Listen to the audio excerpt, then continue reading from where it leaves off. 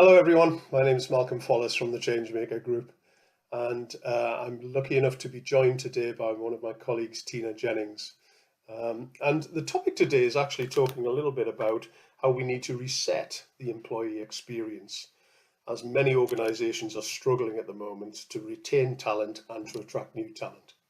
Tina, why is this a problem for people? I think people have been through so much over the last 2 years, Malcolm, not only with COVID, but with Brexit and various other big macro things.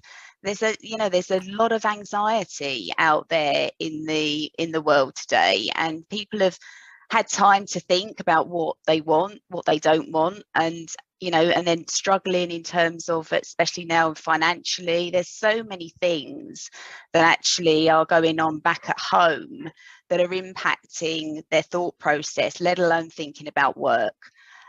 So I think, there are kind of a few thoughts in terms of Yeah, what's going on. I certainly have seen anxiety growing in a lot of the workforces and the clients that I'm working with. And this has implications for organizations. What do you see the main implications being? I think for many businesses, whether it's small or large organisations, they're trying to get the balance right between driving the business and performance and whatever their business challenge, addressing business challenges, with how do they optimise performance for their people. How do you ensure that you get the best out of every single human being in your business? To address the challenges. And I think that, the complexities in terms of retention and, this big thing that's out there in terms of the big resignation, companies are, paranoid a little bit about that. There's huge amounts of vacancies out there today, whether it's in the public or the private sector.